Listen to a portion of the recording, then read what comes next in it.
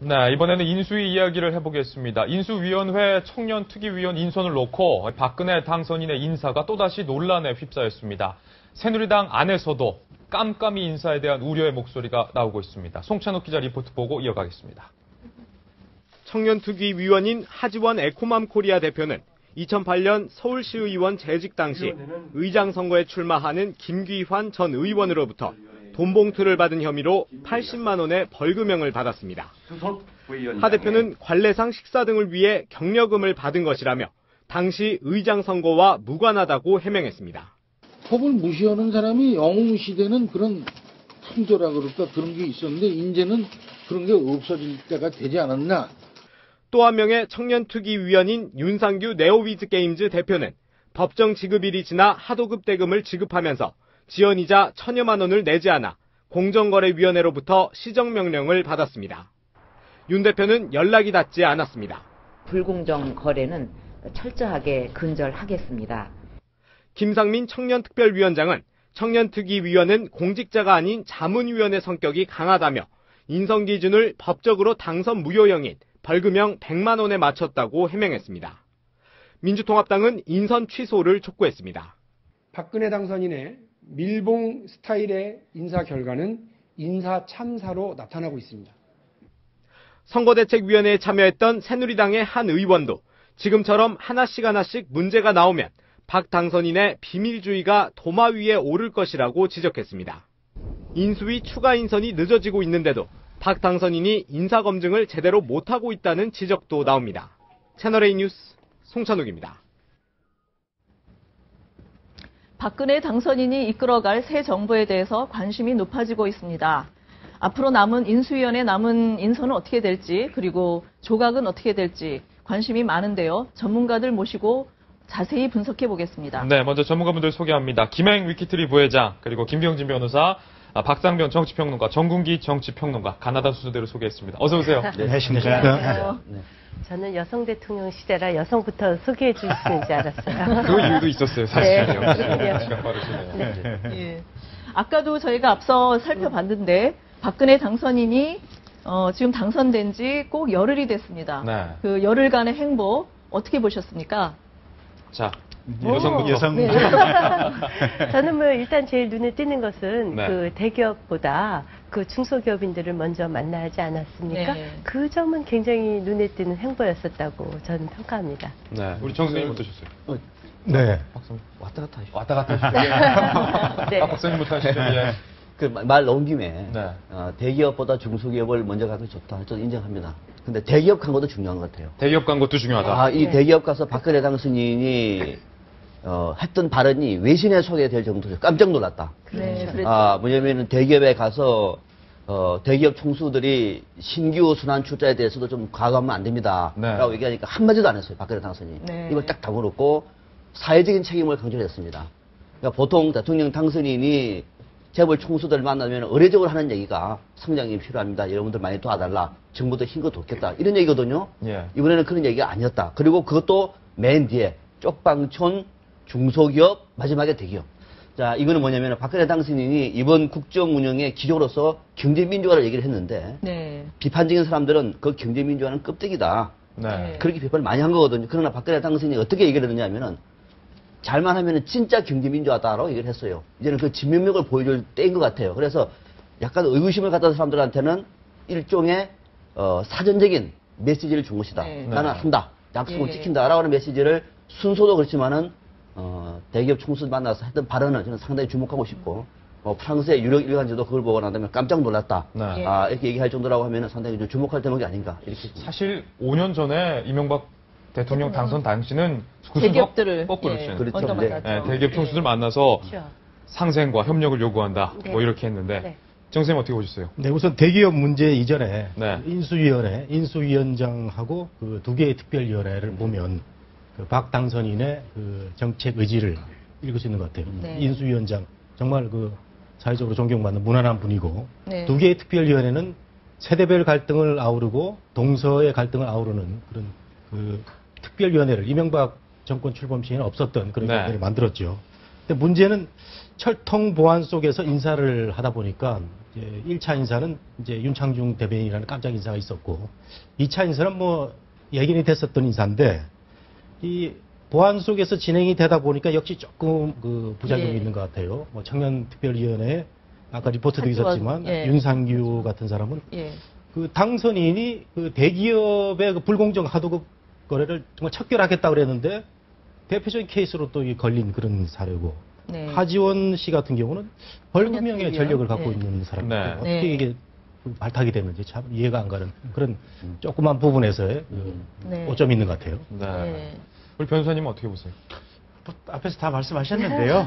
결국 그런 것 같아요. 이게 정치인이 이제 선거 기간 중에는 국민들이 정말 애절하게 바라는 바를 현장에서 듣잖아요. 그렇기 때문에 내가 필요하고 공약했던 내용을 꼭 지켜야겠다. 선거하는 그 순간에는 그 마음이 아주 강렬한데 사실은 선거가 끝나고 당선이 된 시점부터 이게 희석이 되기 시작하거든요. 보통 마음속에서 머물러지기 시작하는데 아마 박근혜 당선인 같은 경우는 지금 선거 이후에 행보라든지 인사라든지 또 위원회 설치라든지 이런 것들이 공약을 반드시 실천하겠다는 의지는 마음속에 분명히 가지고 계시다. 근데 다만 방금 이제 정문기 교수님 말씀하신 것처럼 의지는 분명한데 실제 그 의지를 실천할 만한 능력과 관련해 가지고는 조금 검증이라든지 이런 데서 미스가 살짝 조금 엿보이고 있다. 그래서 조금 완벽하게 의지를 실천하셨으면 좀 더 좋지 않을까 그런 생각이 옆에서 드는데 그 의지만 가지고 계신 것만 해도 국민들 입장에서 든든한 거죠. 말이 나온 김에 이제 정문기 박사님 말씀하신 것 중에서도 정말 한번 짚어볼 대목은 박근혜 당선인에 대한 국민의 눈높이를 한번 우리가 상식적으로 한번 봐보시죠. 박근혜 당선인이 했던 워딩의 상당 부분은 새로운 정치를 지향했습니다. 그죠? 안철수 전 후보 효과이든 어떤 방식이든 새로운 정치를 표방을 해왔고 그래서 박근혜 당선인도 야당에서 정권교체를 얘기할 때 정권교체를 넘어서 시대교체를 얘기를 했습니다. 상당히 어필할 부분이 있는 것이고 또 박근혜 당선인도 스스로 쇄신을 해서 옷의 컬러도 바꿀 정도로 국민 앞에 어필을 해서 총선 승리와 대통령 선거에 한 겁니다.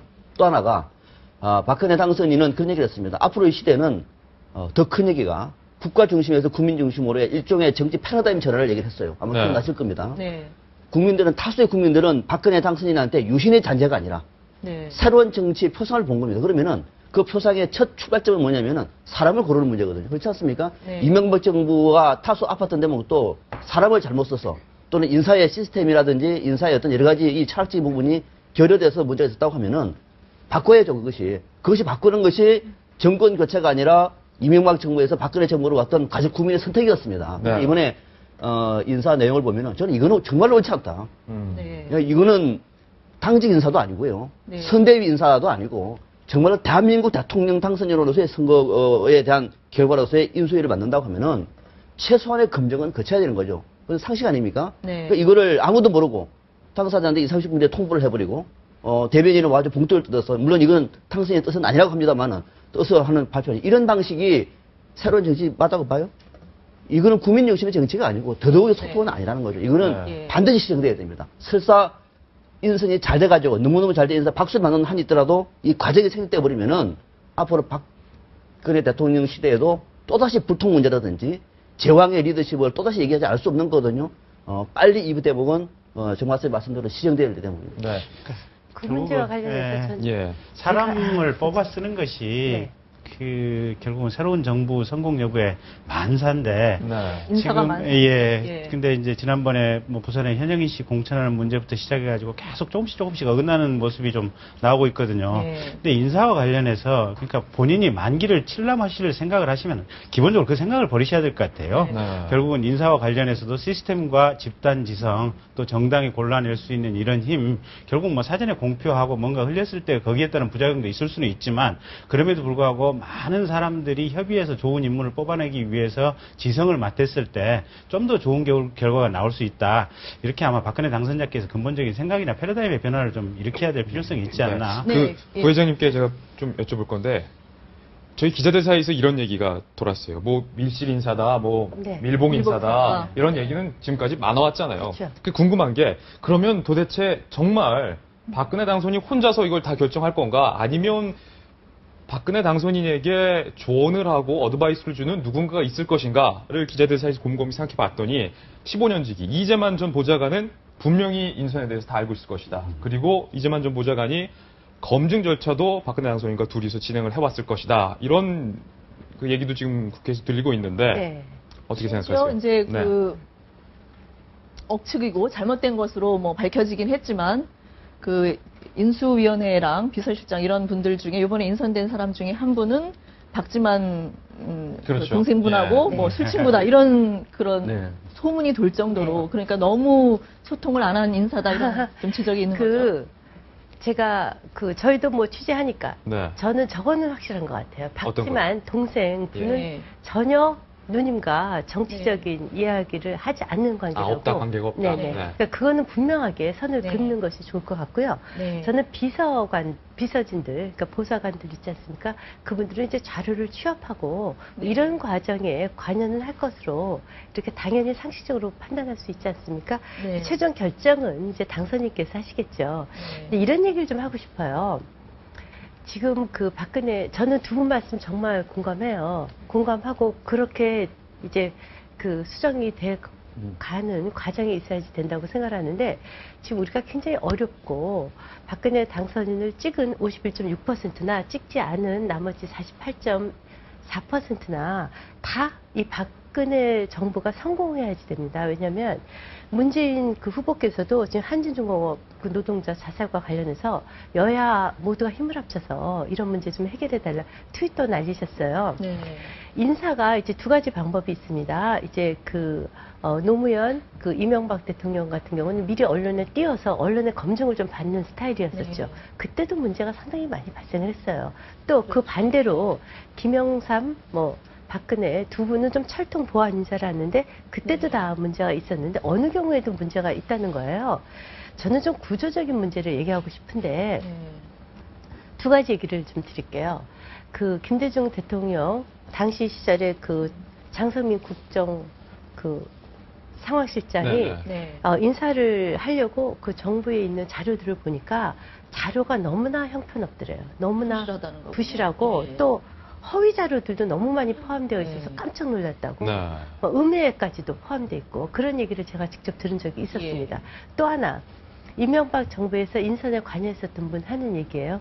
그분은 딱 정부에 들어가서 자료를 보려고 하니까 노무현 정부랑 정권 교체가 되지 않았습니까? 예. 노무현 정권에 계신 분들이 다 가져나갔다는 거예요. 예. 그래서 전혀 알 수가 없었었는데 오히려 사람들을 띄워서 인사청문회를 하다 보니까 그 자료를 갖고 야당에서 공격을 하더라는 거예요. 오히려. 그러니까 이런 것들이 이 정권이 교체가 되든 재창출이 되든 제대로 된 우리나라의 인사 검증 시스템이 없다는 문제, 이 구조적인 문제를 전 찝지 않고 계속해서 이 한 사람 한 사람들의 표피적인 것만 얘기를 하다면 이거는 누가 대통령이 돼도 저는 나오지 않을 수 없는 문제라고 생각을 하고요.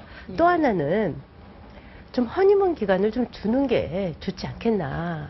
왜냐면 지금 선거 끝나자마자 인수위 작업 들어가지 않습니까? 네. 사실 이명박 정부에 요구할 수도 없을 거예요. 검증을. 왜냐면 이명박 정부에서 보는 사람에 대한 시각이 서로 다를 뿐이 없거든요. 네. 그런 부분에서 좀 허니문 시간이 좀 필요하다. 그래서 왜냐면 국민들도 좀 지켜봐주고 또 하나 이제 당선인 측에 좀 부탁하고 싶은 건 여기서 밀리면 망한다. 이런 식의 생각도 전 하지 말아야 된다고 봐요. 또 하나, 지금 이제 문제가 되는 분 중에 저는 벌금형을 받은 거 이건 좀 아닌 것 같아요. 특히나 다른 문제가 아니고. 그러면 저는 그런 문제는 본인이 더 잘할 것 같아요.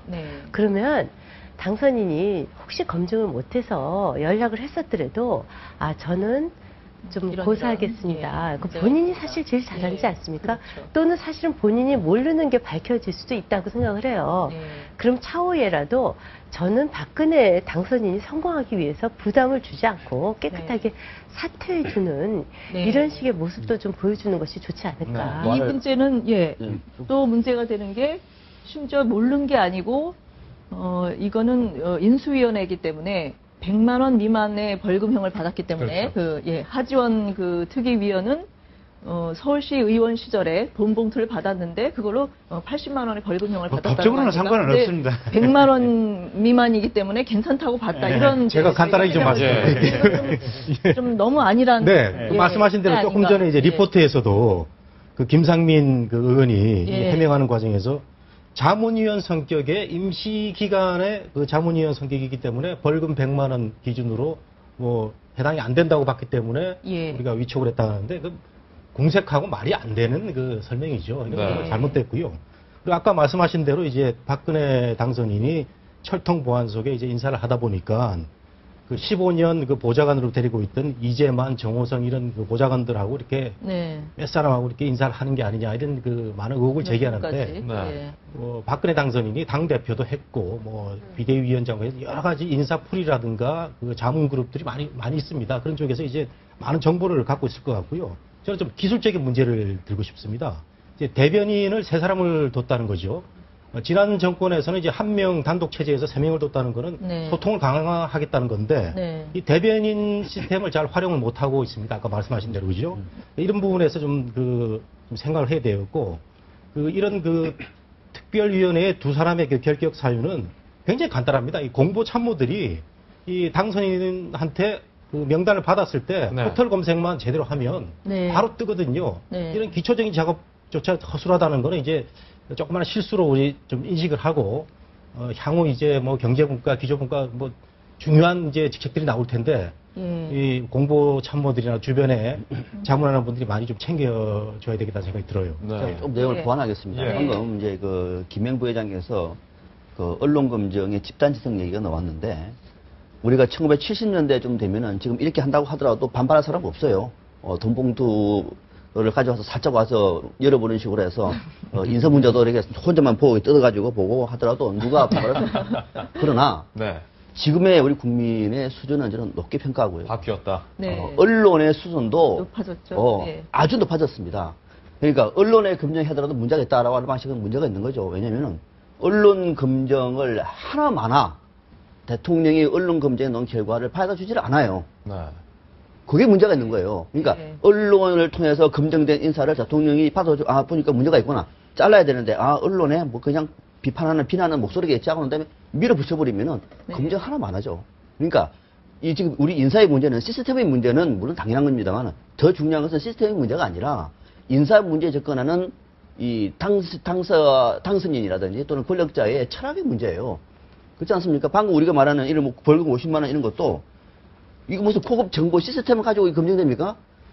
금방 알 수 있죠. 아니 포토 들어가서 예. 지금도 치고 나와요. 이 문제를 가지고 무슨 이게 시스템이 잘못됐다. 이거는 상당히 궁시한 얘기고 대통령 당선인의 입장이라고 하면은 아주 기본적으로 네. 걸러내라. 국민의 눈높이에서 길을 걸러내는 거예요. 정말 모르는 아주 심도 있는 그 자료를 국민들이 요구하는 것이 아니라 누가 봐도 명백한 그리고 이것을 법률적으로 접근하는 것이 아니라 국민의 정치적인 상식으로 지금 법률 행위를 하는 게 아니잖아요. 그러면은 대통령 입장이라고 하면은 누구나 당선인이 국민의 눈높이를 얼마나 강조했습니까? 그러면 그 정도 선에서만큼은 걸러내는 것이 합리적이고 상식적이다. 네. 이런 주장을 하고 있는 거죠. 그러면 변호사님, 네. 박근혜 당선인의 마음도 복잡할 것 같아요. 일단 인선을 그럴 것 해놨는데 같아요. 지금 여기저기서 문제가 나고 좀 예. 후회될 것 같기도 하고 그럼 앞으로 박 당선인 이 거명되는 인사들에 대해서 어떻게 할까요? 어떻게 해야 될까요?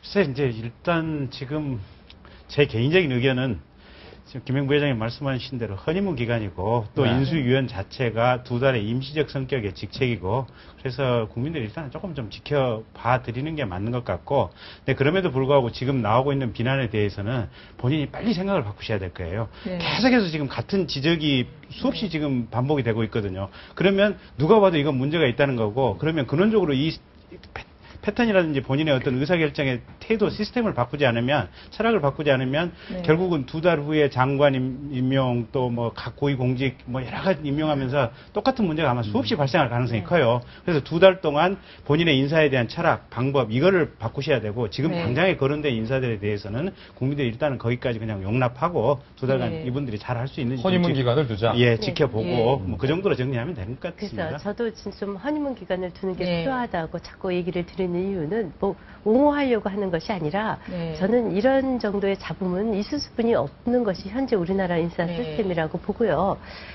그 당선인께서 애국심을 상당히 강조하시는 분 아닙니까? 네. 그런 의미에서 좀 주변에서 도와주시는 분 또 거명되신 분들도 좀 네. 당선인한테 걸림돌이 되는 일들은 좀 안 하고 그렇죠. 예. 스스로 좀 이렇게 자정하는 노력도 좀 필요하고 왜냐하면 이미 대통령으로 뽑히신 분 아닙니까? 그분이 5년을 잘 이끄셔야 대한민국 모든 국민들한테 좋지 않습니까? 예. 그런 서로의 그 협조가 좀 네. 필요하겠다 이런 생각이 좀 근데 듭니다. 일단 하나 더 부과를 드리면 이거는 네. 이제 당선인께서 들으시면 조금 언짢으실 수도 있는데 의외로 사람을 쓰는 인간 유형이 딱 두 가지로 대별이 되는 것 같더라고요. 두 가지요? 예. 네. 그러니까 조용하고 얌전하고 차분한 음전한 어떤 전문가형 사람. 스타일. 네. 그래서 지금 뭐 유일호 뭐 비서실장이라든지 아니면 김용준 이번에 이제 당선 뭐 인수위원장이라든지 뭐 이런 분들이 네. 계시고 아니면 뭐 김성주라든지 또 이정현 공보단장이라든지 이번에 네. 윤창중 씨라든지 또 김중태 뭐 위원장이라든지 김경재 씨라든지 일종의 당선인의 의중을 반영해서 돌격형으로 앞으로 치고 밀고 나가는 이런 적극 네. 돌격형 스타일.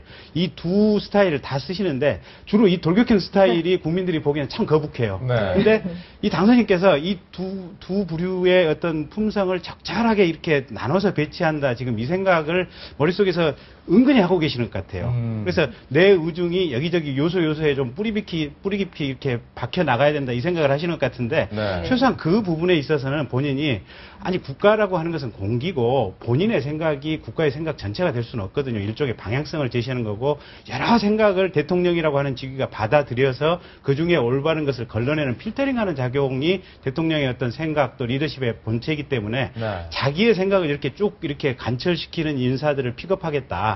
이전보다는 조금 뭔가 이런 좀 그 부분에 있어서는 뭔가 좀 반성적 고려가 좀 필요하지 않나 이런 생각이 좀 듭니다.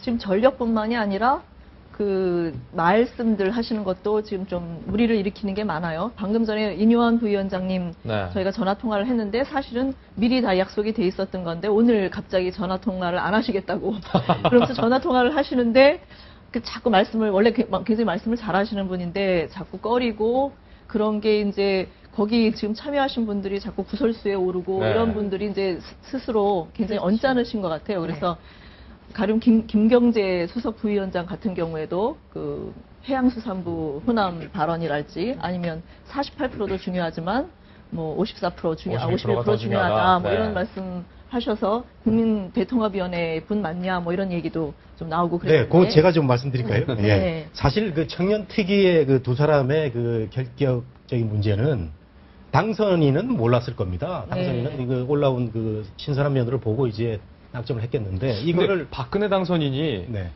실무 보좌관들까지 이력서까지 꼼꼼히 보는 것으로 사실 기자들 사이에서 유명한데 몰랐을까요, 진짜? 근데 제가 봤을 때 이거 몰랐다고 하면 더 몰랐다면 문제가 더 아닙니까? 문제입니다, 사실은. 아니, 더 문제 아닙니까? 아니죠. 당선인은 알았어도 이제 문제고 앞으로 몰랐으면 더 문제고. 새 정부를 그 이끌고 나갈 국정 철학을 또 생각해야 되고 네. 새 정부 틀을 만들어야 되는데 네. 그 청년특별위원회에 무슨 저 윤상규 그 네오위즈 게임 사장 그 하도급 불공정 거래에서 연체 이자가 1,000만 원이다. 이것까지 알았을 거라 제가 그럼 생각하지 않고 보고서가 올라갈 때 그런 걸 다 빼버리고 이름만 올릴까요? 대통령 당선인. 그러니까 몰랐다고 하면 시스템의 문제고 알았다고 하면 철학의 문제가 되고 참 이래도 문제 저래도 보자는 문제입니다. 그 네. 사람들의 기술적인 문제라고 보고요. 네. 더 큰 문제는 김경재 씨입니다. 네. 김경재 씨. 대통합위원회 부위원장 아닙니까? 호남 출신의 상징적인 인물이고요. 네. BJ의 측근이었고 이 사람이 이제 어제 이제 폭탄 발언을 한 겁니다. 폭탄 발언을 저는 말씀드리고 싶은데 폭탄 발언이다. 네. 국회에서 기자회견을 열어서 해수부를 그러니까 해양수산부를 부활을 해서 호남으로 가져와야 되는데 그것도 특별한 그 도시를 지칭을 해가지고 무안으로 가져와야 된다. 그것도 어떤 특별한 건물이 있어요. 건물이 펴 있는데 해수부를 여기 갖고 와서 우리 이제 호남 쪽에 경제를 활성화하고 네. 뭐 네. 근데 이 발언을 듣는 순간 저는 제 귀를 의심을 했어요. 이 대통합이라는 게 얼마나 그 고귀하고 예. 우리 사회가 어려운 지향해야 될 것도. 예. 상징적인 그 문제입니까? 이런 것을 지역 갈등 이해가 첨예한 이런 그 해수부 같은 문제를 그 대통합이라는 이름을 팔아서 네. 호남이 유치하겠다는 건 정말 잘못된 발상이고요. 네. 새누리가 부담이 되니까 당장 대변인 그 반박 그 논평이 나왔지 않습니까? 네. 그래서 김경재 이분의 이 해수부 이 유치 발언은 네. 앞으로 계속 문제가 될 것 같아요. 네. 저도 그런 얘기가 이제 지역 감정을 좀 촉발시키는 또 대통합위원회 수석위원장으로서의 처사가 맞나라고 하는 것도 물론 중요합니다만은 저는 더 중요한 것이 대한민국 정부 부처 중에 하나 아닙니까? 네. 네. 이거를 마치 지역에 떡 나눠주듯이 네. 자신 마음대로 네. 경선도 가져가고 전라도 가져가고 충청도 가져가고 이렇게 말할 수 있는 겁니까? 그 자체가. 네. 여기는 아무런 토론 구조가 없어요. 네. 어떻게 말할 수 있는 거죠? 하고 싶다는 그런 그러니까, 표현이죠. 그러니까 네. 그런 발언을 하기 때문에 문제가 생기는 거예요. 적어도 대한민국에는 그런 것도 논의할 수 있는 공론적인 토론의 틀이 있는 것이고 네. 논의의 수렴 과정이 있는 것이고 결정 과정이 있는 것이고 그거를 대통합위원회 수석 부위원장 타이틀을 가지고 있다고 해서 기자회견을 통해 가지고 언론에다가 자기 개인 의견을 네. 또는 전혀 정제가 안 된 얘기를 이렇게 해버리면은 나라가 뭐가 될까요? 그런 발언은 그런 어떤 내부의 논의 구조를 무력화시킨다라는 측면에서도 바람직하지 않다고. 사실 그 말씀이 맞는 게 저희가 들으셨겠지만 조금 전에 인요한 부위원장이랑 통화를 했는데 첫 회의를 아직 한 적이 한 번도 없었다. 아직 공식적인 회의가 없었다고 말을 했거든요. 네. 아직 전부 다 멤버가 안 실질적으로 쪄졌으니까. 네. 진짜 중요한 각 분과별 인수위원들은 전혀 결정되지 않았잖아요. 예. 그분들이 결정돼야 이제 인수위가 제대로 작동을 할 수 있죠. 사실 지금까지는 거의 뭐 그 청년특위라든가 국민통합특위 같은 경우는 거의 TFT 팀의 성격이고 네. 인수위원장과 부위원장만 발표된 상황이거든요. 그러니까 사실 이제 이분들은 다 그 지금 현 정권의 그 정권을 인수받는 브릿지 네. 역할이고요. 진짜 알맹이가 나와야 네. 그 이제 우리가 인수위원회에 대한 제대로 된 평가를 할 수 있을 조금 것 더 지켜보고 같습니다. 네. 예, 예. 일단은 계속해서 어쨌든 우리가 후원을 시간을 예, 좀더 마음속으로 좀 후원을 필요하다. 잘하시기를. 오늘 귀한 분 네 분을 모셨는데 예. 저희가 또 시간이 금방 네. 지나갔네요. 그래서 네. 마지막 질문으로 짤막하게 새 정부에게 바라는 점 한마디씩 제가 부탁드릴게요. 짤막하게. 네. 정말 경제가 어렵다는 걸 저는 이제 그 가끔 이제 택시 타면 좀 정말 느껴요. 택시 기사분들이 정말 화가 많이 나셨더라고요. 너무 살기가 어렵다고. 그냥 그 당선인께서 그 마음을 좀 알아주셨으면 합니다. 네. 저는 박근혜 당선인이 너무 많은 생각을 하지 마시고 특히 인사 문제, 지금 이제 인사철 아닙니까? 이명박 정부의 실패를 반면교사로 삼으십시오. 많이 고민하시고 그래서 국민의 지성, 국민의 눈높이를 믿으시라 이런 말씀을 드리고 싶습니다. 네. 네, 야당의 원내대표도 이제 박기춘 의원이 됐고요. 또 비대위원장도 이제 곧 선출된다고 하니까 야당과의 소통을 하라는 주문을 하고 싶고, 그다음에 기획조정분과 경제정책분과의 총괄간사를 이제 선임을 할 때 이왕 그 처음에 인수위원장하고 부위원장을 지금 그 임명했지 않습니까? 이분들 의견을 잘 받아들여서 소통하는 인사를 좀 했으면 좋겠습니다. 네. 네. 예. 그 공약 잘 지키시고요. 지금 그 대통령 선거 이후에 사실은 이제 야권 후보가 당선이 안 됐다 그래서 낙담해서 자살하신 분 두세 분 계셨지 않습니까? 예. 그래서 한광옥 지금 대통합위원장도 거기에 대해서 좀 마음 아프다라고 말씀 표현을 하셨는데 당선인께서 최소한 뭔가 좀 위문 사절이라도 좀 보내시든지 본인이 좀 직접 가보시든지 하는 것이 좀 더 정말 넓은 의미에서 대통합에 맞지 않을까 그런 생각이 듭니다. 네, 알겠습니다. 오늘 이른 아침부터 네 분 귀한 분들 와주셔서 감사드립니다. 고맙습니다. 감사합니다. 감사합니다. 네.